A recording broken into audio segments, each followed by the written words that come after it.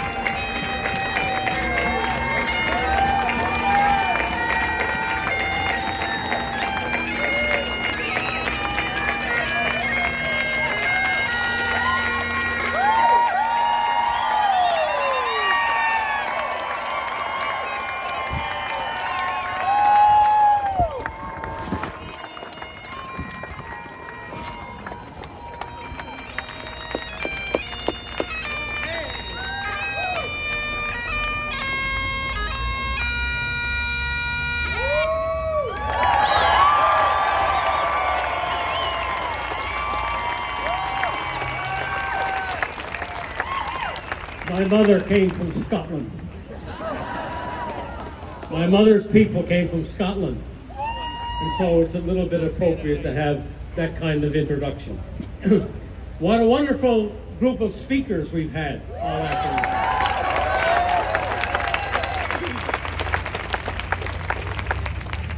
It's a pleasure for me to be here and to speak again on the steps of this legislature building today, and to thank you all for coming. Some of you came from near, some of you came from far. I was lucky to have an email from a gentleman in Surrey a few days ago, and he asked me where I was going to be speaking next, and I told him I was going to be speaking here. He turns up with his Charter of Rights and Freedoms to get it signed today, so I know this gentleman came from Surrey. It was a lady from around here, an elderly lady who emailed me this week as well. And another lady from Nanaimo emailed me, and I told them I was going to be here, and I never got up here 3 minutes before the two of them turned up. And behind me, if you notice, there are a number of flags. And they're all very important flags. But there was one province of Canada that never had its own flag until the 1980s. And one of the things I promised when I was running for the leadership to be Premier of Newfoundland and Labrador was that if I was lucky enough to get elected, that I would introduce our own flag for the province of Newfoundland and Labrador. There it is. Where is it? There it is.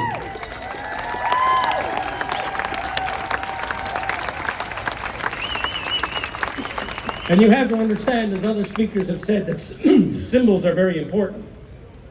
I've often been asked what you consider to be some of your most important contributions to Newfoundland and Labrador in particular, and I always have trouble. I always have trouble between the Atlantic Accord, which brought billions of dollars to the province that they otherwise wouldn't have, and other material kinds of improvements. But you know something? That flag will be around long after all those, perhaps other improvements, mean that much. Symbols are important. That's why the people who are flying the Canadian flag today and flying other flags are so important, because they're permanent. Something like the Constitution was supposed to be. Something like the Charter of Rights and Freedoms was supposed to be.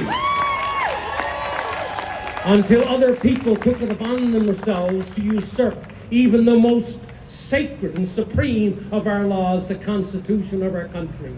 That's why we are here today, to tell these people they're not going to get away with it.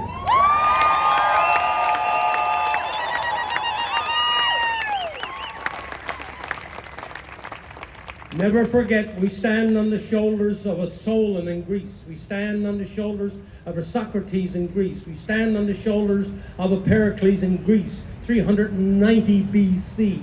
We stand on the shoulders of Cicero in Rome, just before Jesus, who defended, by the way, this guy Cicero, so long ago, he defended the people of Sicily in the Senate of Rome, where a governor had taken all of their freedoms and rights away and all of their money. He took on the case and he won it. We are taking on the case and we are going to win it.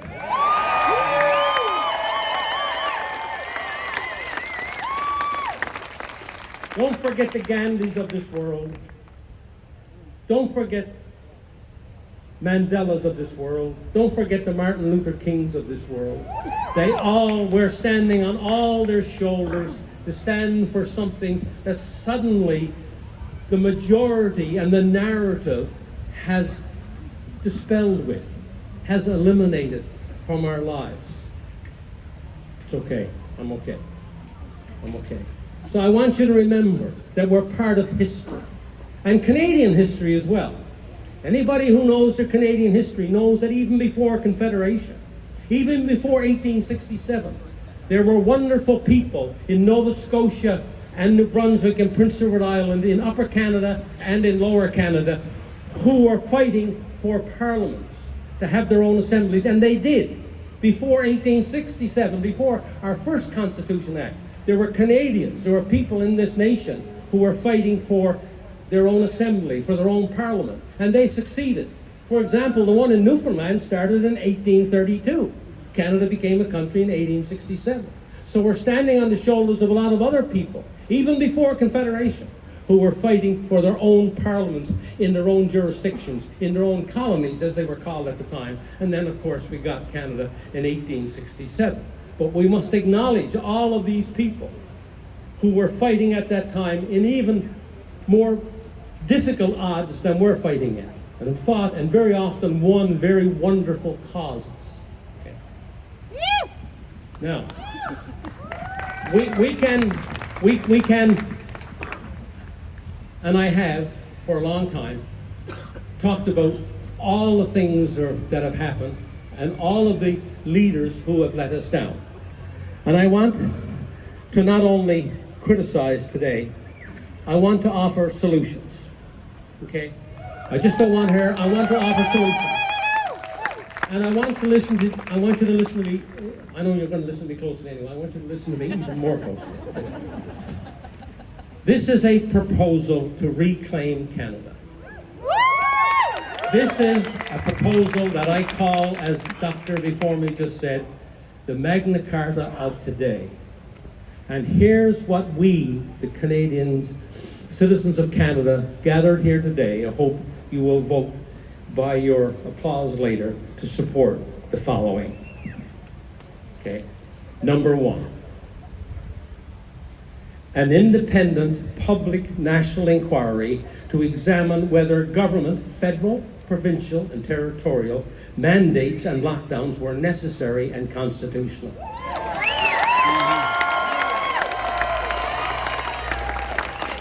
People in government and their agencies who are found guilty of breaking the law after due process must be brought to justice.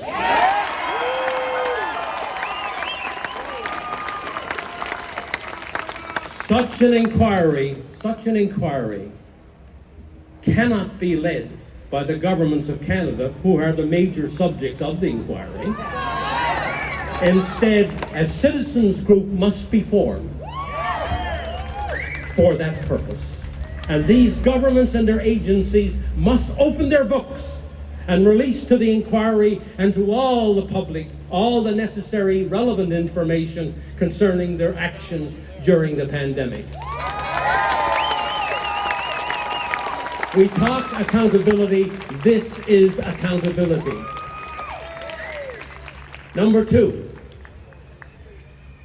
this is a tough one to swallow, as a lot of the other ones I mentioned are going to be tough to swallow. All registered political parties in Canada federal, provincial, territorial, must be obligated by law to publish audited financial statements annually.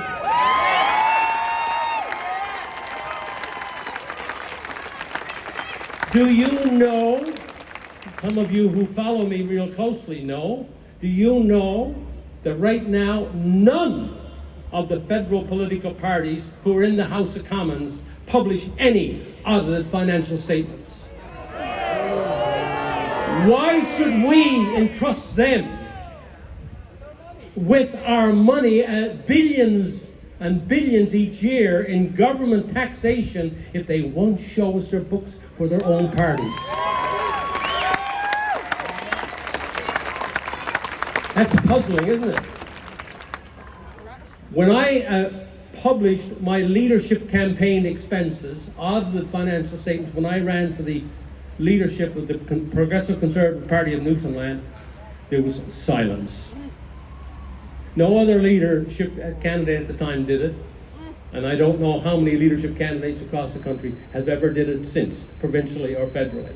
Audited financial statements when I took over the leadership of the province. I made sure that the first part was covered too. That's pretty basic, isn't it? Isn't that basic? Isn't that basic? Shouldn't all the political parties that you're going to be examining for the next federal election, shouldn't you know how they spend their money? Okay. Stay with me. Just stay with me. No member of Parliament, number 3, no member of Parliament or members of provincial legislatures or territorial assemblies can sit in these chambers if they have broken a Canadian law as determined by a court or an ethics or conflict of interest commissioner.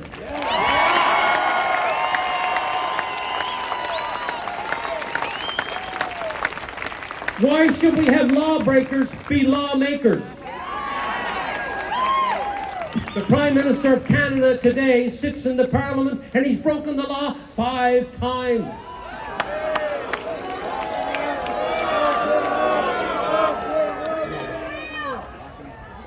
Doesn't that sound reasonable? That anybody who breaks the law can't sit in our parliaments to make laws? Number 4, every private member's bill or resolution presented before a parliament in Canada must be debated and voted upon within 6 months of the parliamentary sitting. You go and ask an MP after this thing is over, your MP, ask him if he put a private member's resolution on the table tomorrow in the federal parliament, when would it be heard? 3 years, 4 years, depending on how long before the next election, and then the election gets in the way, a new parliament is formed, he's got to reintroduce it again. Every MP who's elected by you in your constituency, you should have the assurance to know that your MP that just was elected to go to your federal parliament, if he wants to enter resolution on your behalf or behalf of the citizens of that constituency, should be debated in that parliament in a reasonable period of time. Otherwise, what's the point of having an MP? How about this one? Going to get in a lot of trouble on this one. All judges of the Supreme Court of the provinces and of the courts of appeal, the federal courts and the Supreme Court of Canada must, by law, have criteria established as to their qualifications to serve. Not something that was passed by one department, but a special law of the Parliament of what qualifications you must have to even apply to be a judge. And all government-nominated candidates for those positions must be subject to a hearing by a parliamentary committee who would present to full Parliament their recommendations to approve or reject any nominated judge. Parliament's decision is final.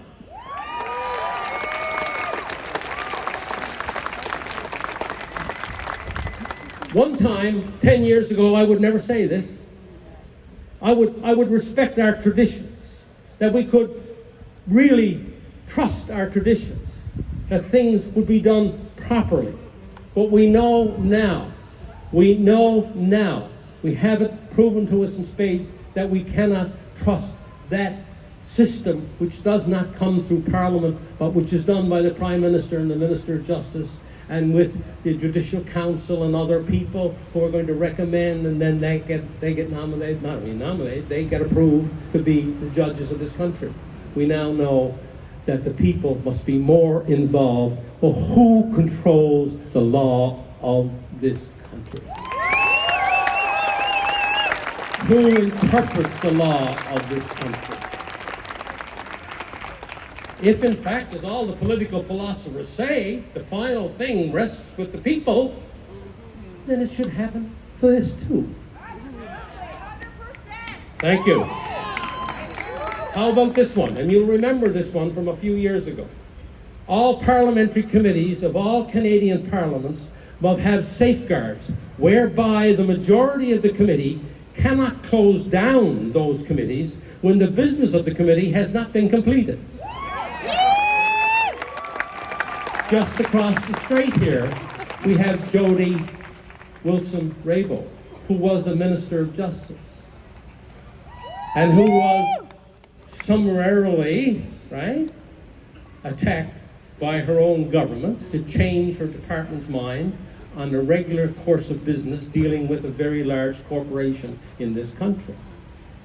And after all that was over, and she didn't buckle, then she went to a parliamentary committee to tell her story.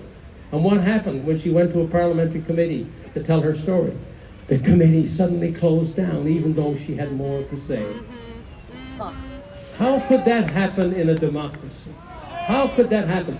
Tyranny of the majority. This is what Thomas Jefferson and James Madison talked about when they were putting together the American Constitution. They were talking about ways to ensure that the majority didn't step on the minority, that rights and freedoms were not part of being a majority. You had to defend those rights and freedoms. So we must ensure in the future, this is part of the Magna Carta, this is part of our new Magna Carta, we must ensure in the future that parliamentary committees in the territories, in the provinces, and in the federal parliament are not closed down when there's legitimate witnesses available to tell more testimony about the subject of that parliamentary committee.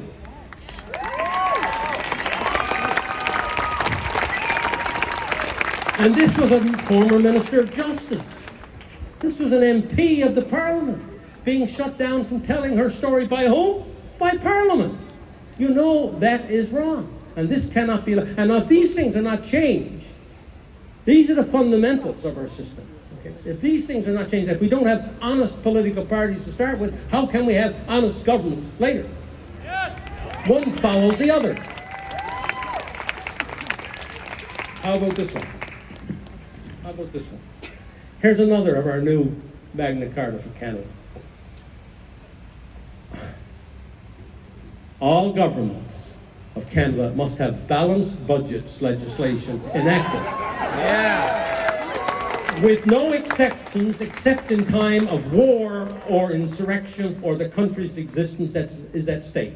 And the government would have to prove that in order not to have a balanced budget. They have to prove that. So balanced budgets, we're not going to allow our grandchildren and our great-grandchildren to pay off our silly, foolish, undisciplined ways.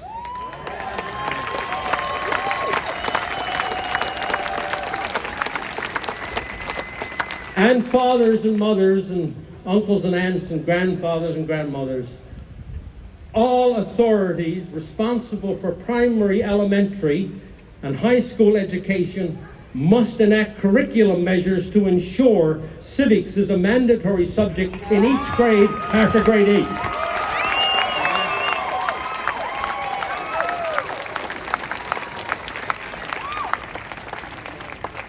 You ask a kid on the street here today, even perhaps a graduate of university, find Prince George on the map, and they mightn't be able to tell it. Right?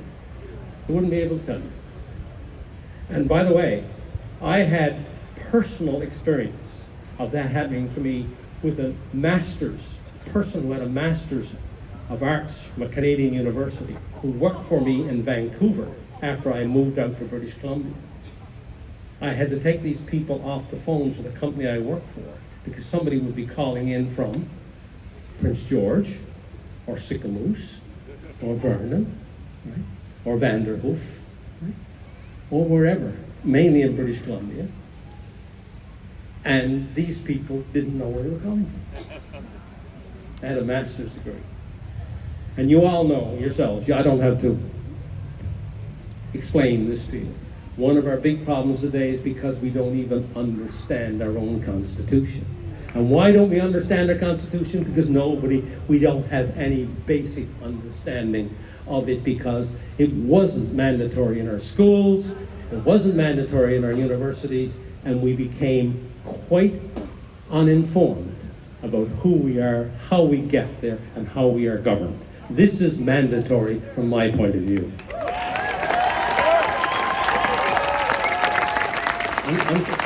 Don't worry, sir, I'm coming to your point. Don't worry.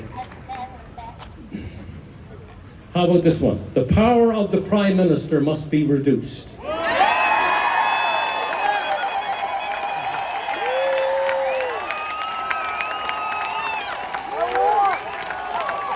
Do you know how many people work for the Prime Minister today? No, not the departments, not the Parliament. How many work in his office? The Prime Minister's office and the Privy Council office, which are both really the same thing. How many work? Over 1,500. 1,500. And he has, besides that, 7,000 deputy ministers and assistant deputy ministers in all the departments and agencies of government.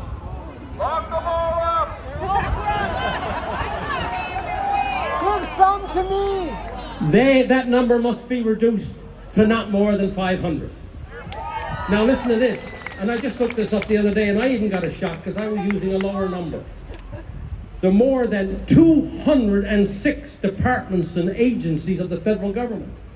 There's 206 departments and agencies of the federal government, and they employ 320,000 Canadians. So let those departments and those public servants do the work of the Prime Minister's office, because that's what they were elected to do in the first place. That's what they were hired to do in the first place.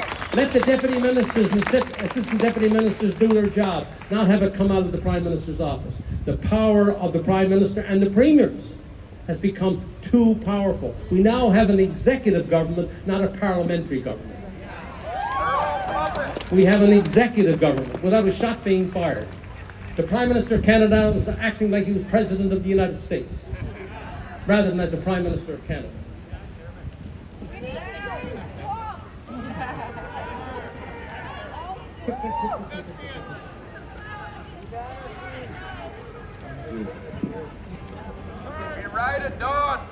Next one.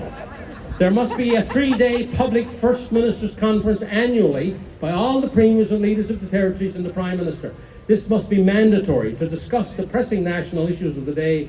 All governments must publicly issue written statements at the conference highlighting what they think are the national priorities. Not do a spin at a press conference, not do a press release. Force all of the First Ministers of this nation to get together once a year and to issue a public statement at that conference of what they think is important for Canada.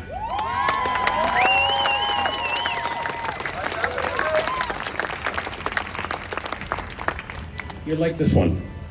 Canadian courts hearing a constitutional case related to the Charter of Rights and Freedoms must be obligated to consider in their written rulings the two introductory concepts of the Charter, the supremacy of God and the rule of law.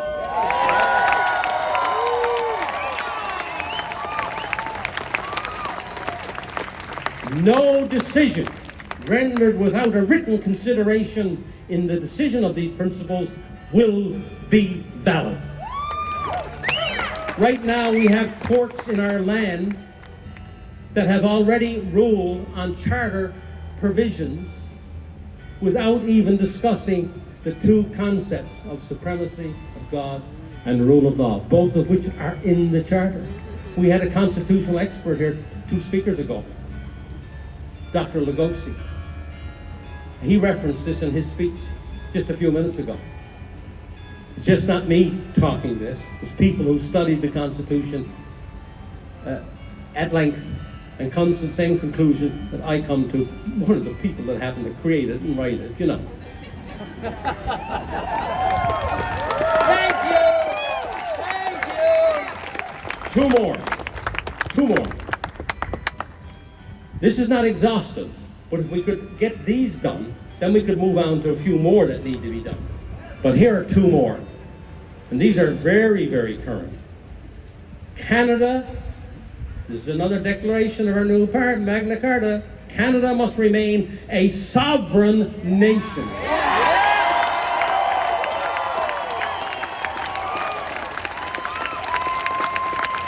Therefore, no treaty or international regulations of any kind can be agreed to by Canada that in any way erode our sovereignty.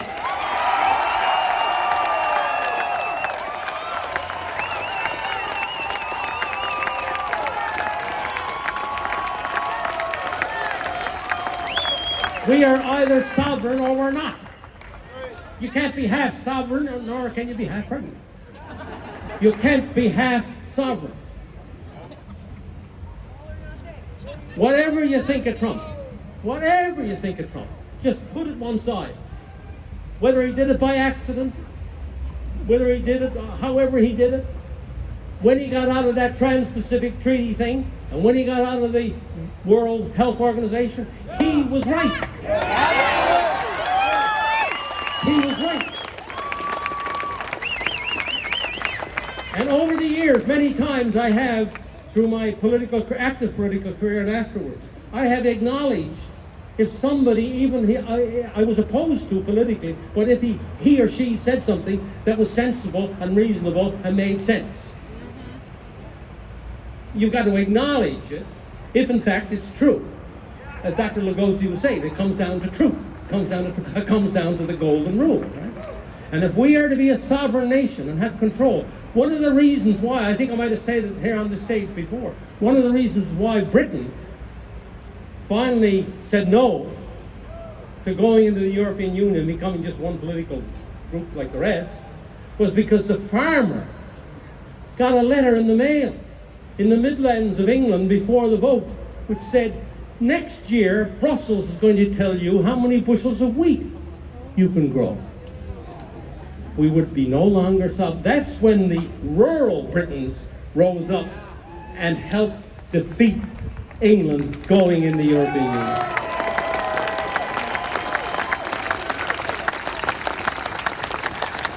If you don't want somebody else deciding your bushels of wheat, then we will reject what the government of Canada and now the government of the United States and other countries are trying to do by amending these international regulations, health regulations, to give control over what they think is an emergency has to be an emergency in Canada. We cannot accept that. We are sovereign. We'll decide.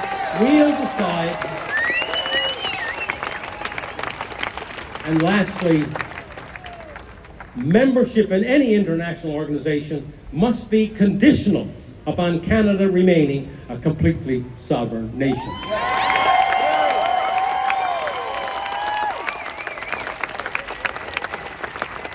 So to those who say that we are only here to attack,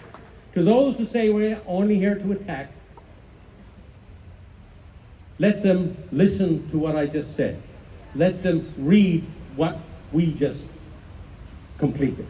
Because this shows you we have alternatives that are natural. As the doctors and the medicine people said about vaccines, the same thing. There are alternatives. All of these alternatives we just mentioned, we can put into practice tomorrow if we had a majority of Canadians on our side. They would not be able to go against it. If we had a majority of Canadians on our side, we can make change. But the first thing we have to do, and it hurts me to say it, the first thing we have to do is we have to change our own political parties to be honest and forthright. If we don't, then the rest doesn't change, because they've gotten away with not being honest, and they know how they can get away then with being not honest when they form the government. We must do that. We must do that. Whether your mother or your father or your grandfather was Liberal, Conservative, NDP or Green or whatever. We've got to come to the understanding now after these past 2 years. If we've learned anything, we've learned that we must fundamentally change the way we operate as Canadians if we are to make meaningful change and these kinds of oppressive measures don't happen again.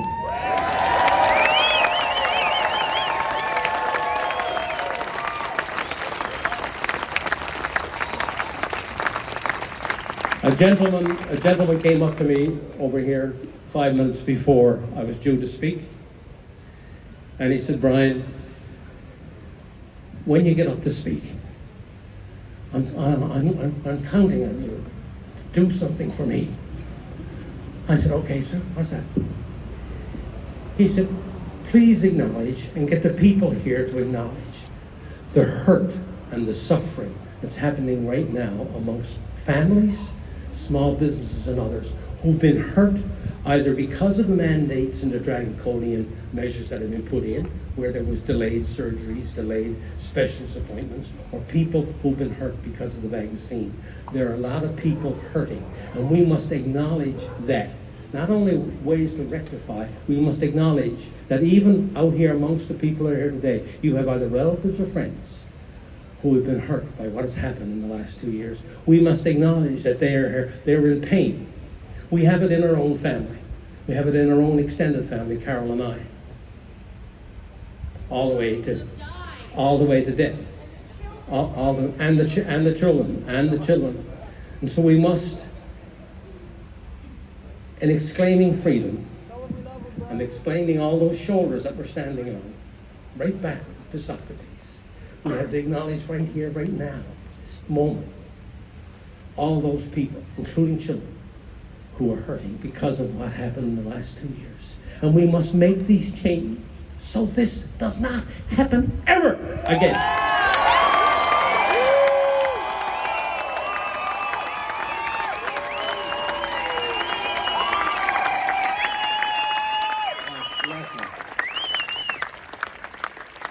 Last one.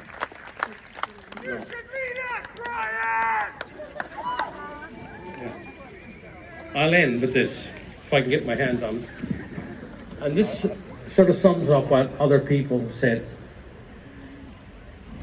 This was said by David Bell on the website Brownstone Institute yesterday. Mr. Bell is a scholar, public health physician, even worked for the World Health Organization years ago, but saw the error of his ways and was converted to what we believe today. Here's what he said yesterday. Pressure to conform is strong. Maintaining integrity carries risks. I had people come to my office in the 1980s when I was Minister of Mines and Energy and offered me cash $1 million and an annual salary if I would just quit right now so that they could get their permits for offshore and lie on the beach for the rest of your life and be looked after. I physically kicked them out of my office.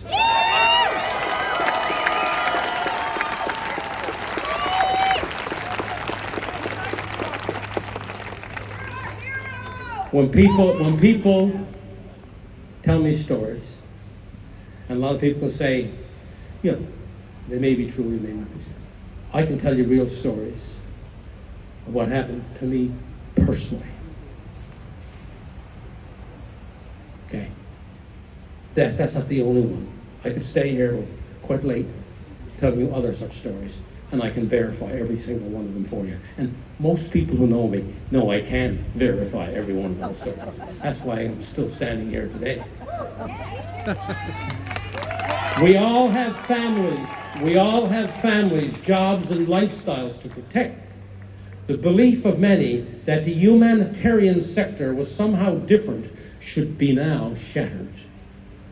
This is a good thing, as illusions do not help us, and we need to recognize the historical reality that preserving personal comfort has often entailed throwing others under the bus. To recognize the historical reality that preserving personal comfort has often entailed throwing other people's on the bus. You know that in your own lives now. A lot of you know that you've been thrown under the bus, either by your family or by your friends or both.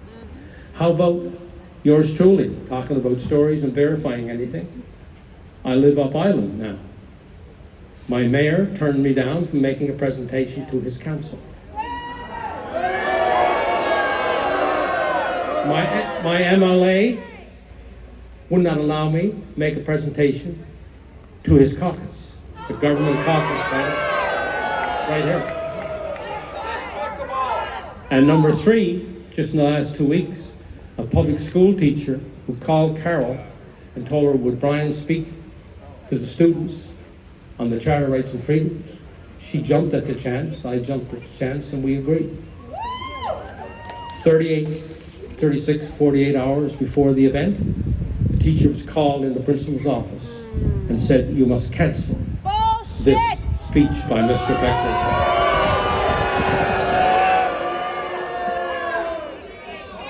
Three things in my own small city happened to me personally. That's why personal comfort and looking after one's own job, I was thrown under the bus. When the tide turns, the easiest approach is to turn with it. As a staff member of an international agency said to me recently, the money is going into the pandemic preparedness. You have to accept and go with it. And here's his final sentence, 2 sentences. As an insight into humanity, this response is a disappointing one. We are always poorly served by cowardice. We are always poorly served by cowardice. But recognizing how things are, and that help is not coming from those who were paid to do so, will strengthen the resolve of the rest of humanity to move forward without them, taking the future into their own hands.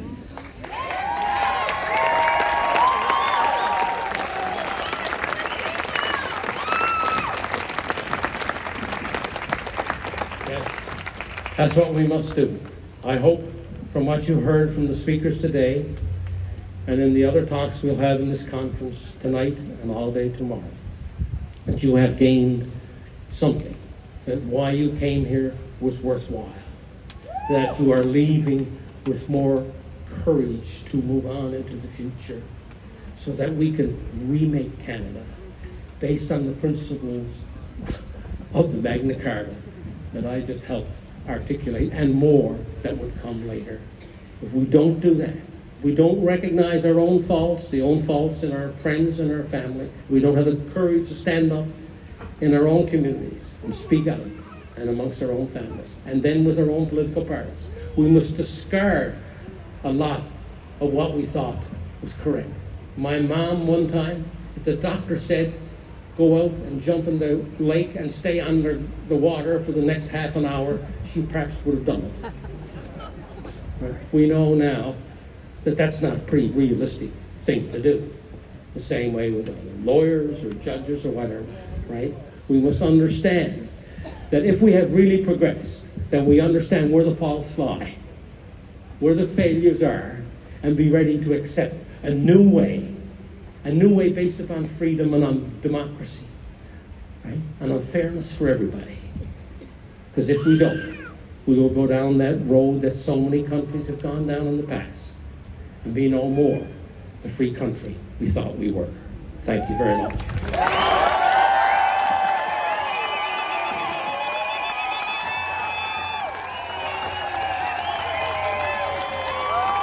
What